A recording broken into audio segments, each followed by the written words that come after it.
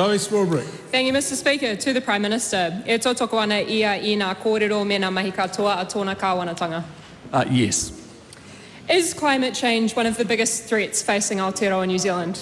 Well, the major one that we're facing right now is actually economic growth, and that's why this government is prioritising economic growth above and beyond everything else, because we want working New Zealanders to be able to work hard, to get money in their back pocket and to do well.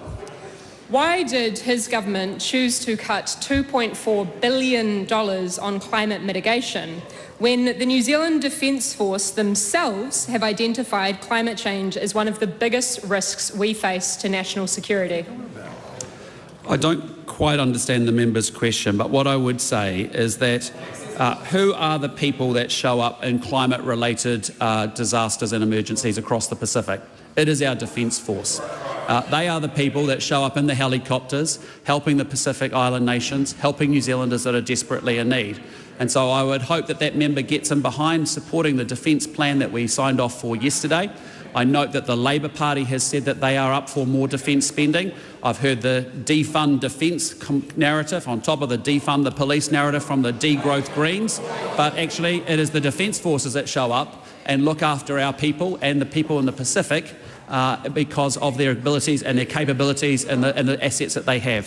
Does the Prime Minister understand the difference between responding to the climate crisis and active investment and policies to prevent the climate crisis getting worse, which his government has cut?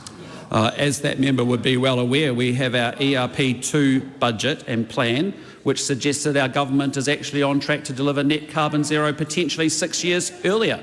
So we can meet our commitments, but most importantly, we are going to grow our economy, because right now, and just the events of this week underscore yet again that economic growth is the way that we look after New Zealanders and we set up them for a great future. Can the Prime Minister explain why his Social Development Minister said it was unrealistic to spend $3 billion to lift 80,000 children out of poverty, yet his government has found $3 billion a year for military spending? Excellent.